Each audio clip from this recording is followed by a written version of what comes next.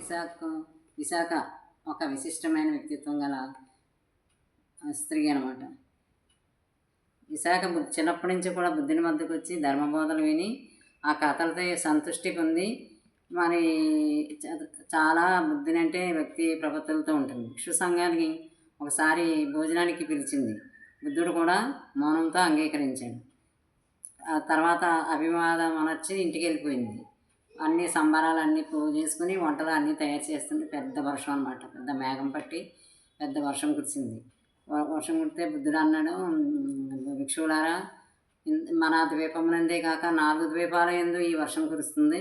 కాబట్టి మీరు అందరూ ఏం చేస్తారంటే వర్ష స్నానం చేసేయండి అని చెప్తాడు.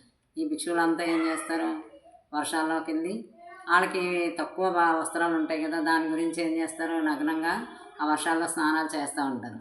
చేస్తుంటే మరి వంటలు తయారైపోయాక విశాఖ ఏం చేస్తుంది, దాసిని పిలిచి వంటలు తయారైపోయినాయి, వాళ్ళు భిక్షువుల్ని అందరినీ పిలుచుకునిరా భోజనానికి అని చెప్తుంది. ఆ దాసి వచ్చి జీతవనంలో నా ఆరామంలో ఈ వర్షంలో స్నానాలు చేస్తున్న ఈ నగ్న భిక్షువులను చూసి వేరెవరో అనుకుని అక్కడ ఎవరో భిక్షువులు లేరు, ఎవరో నగ్నంగా స్నానాలు చేస్తున్నారో వచ్చేసాను నేను అని చెప్తుంది. మళ్ళీ పోయి చూసిరా అంటుంది. మళ్ళీ వెళ్ళాక వీళ్ళందరూ ఏం చేస్తారు, స్నానం అయిపోయి గదుల్లో వస్త్రాలు ధరించడానికి గదుల్లోకి వెళ్తారు. అక్కడ ఎవరు భిక్షువులు లేరు, ఖాళీగా ఉందా అని చెప్తుంది. ప్రజ్ఞావతి అయినటువంటి విశాఖ ఏం చేస్తుంది, భిక్షువులే వస్త్రాలు లేక నగ్న స్నానాలు చేశారు, ఎంత అసహ్యం, అలాగే లోపలికి వెళ్ళి వస్త్రాలు ధరిస్తున్నారేమో అని ఊహిస్తుంది. ఈ లోపు బుద్ధుడు ఏం చేస్తాడో, ఈ భిక్షువులందరినీ పిలిచి నడవండి, మనకి భోజనానికి టైం అయింది అవుతుంది అని పిలిపించుకుని అందరూ భోజనానికి వస్తారు. అందరూ కూర్చుంటారు. కూర్చున్నప్పుడు విశాఖ అంటది, బంతే భగవాన్, మీరు నాకు 8 వరాలు ఇవ్వాలి అని అడుగుతుంది. అబ్బే, మన తథాగతుడు వరాల జోలికి పోడు అంటాడు. అవి అదే కోరదగిన వరాలే, కోరకూడనే కాదంట. అయితే ఏంటో చెప్పు అంటాడు. 8 వరాలు అడుగుతుంది అనమాట. నేను ఈ భిక్షువులకి వర్షంలో స్నానం చేసినప్పుడు వేసుకునే బట్టలో జీవితకాలం నేను ఇస్తాను శాటీలు అని అదొక కోరం. మళ్ళా తర్వాత ఈ భిక్షువులు రోగగ్రస్తులైనప్పుడు వాళ్ళకి భోజనం, అలాగే మందులు, వాళ్ళకి ఆరోగ్యానికి కొరకు వైద్యం కొరకు మందులు, అలాగే వారికి సహాయంగా ఉంటారు కదా భిక్షువులు, వాళ్ళ సఫర్యలు చేయడానికి వాళ్ళకే భోజనాలు, అందరికీ జీవితకాలం ఇస్తానంటారు. మరలా ఇంకా ఏంటి, ఏ వరం కావాలి, తర్వాత ఈ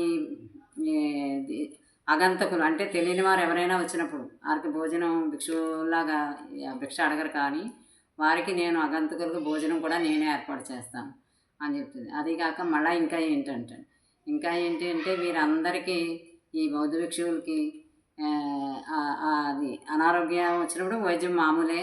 తర్వాత భిక్షుణీమణులు ఉన్నారు కదా, వారు కూడా స్నానానికి వెళ్ళినప్పుడు వారు కూడా ఏం చేస్తున్నారు, మార్చుకోవడానికి వస్త్రాలు లేక నదీ నదాల్లో కానీ చెరువుల్లో కానీ ఎక్కడైనా సరే వారు కూడా నగ్నంగా స్నానాలు చేస్తున్నారు. అది ఇంకా అసహ్యం. స్త్రీలు వాళ్ళని చూసి వేసులు కూడా నవ్వుతున్నారు.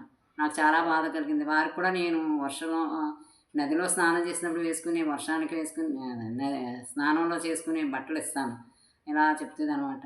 అవి నేనే ఇస్తానని చెప్తే, మళ్ళీ ఇంకోటి, స్త్రీలు ఋతుమతులు అయినప్పుడు వారు అనేక వస్త్రాలు ఉన్నాయి ధరించడానికి, అవి కూడా నేనే ఏర్పాటు చేస్తాను.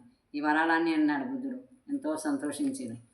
విశాఖ, నీకు ఇంత మంచి మనసు కలిగిందా, సరే అయితే ఈ వరాలన్నింటినీ నీవు ఏర్పరచు అని సంతోషంతో ఒప్పుకొని చాలా సంతోషిస్తాడు.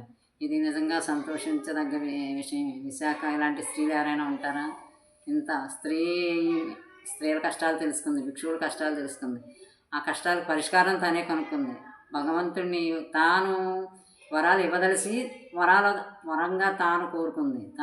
తనకి బుద్ధుడే ఈ వరం ఇమ్మని కోరుకుంది. అంటే ఎంత ఉత్తమమైన స్త్రీ విశాఖ, విశిష్టమైన స్త్రీ. బుద్ధ చరిత్రలోనే అలాంటి స్త్రీ మళ్ళా కనిపించదు మనకి. అంత సేవ చేసుకుంది, అంత జీవించి ఉండగానే ఆమెకి ఈ కోరికలు ఇవి అన్నీ ఉడికిపోయి చక్కని జ్ఞానం కలిగి విశాఖ నేటికి మనలాంటి వారి గురించి చెప్పుకుంటున్నాం. మరలా రేపు ఇంకొకటి చెప్పుకుందాం.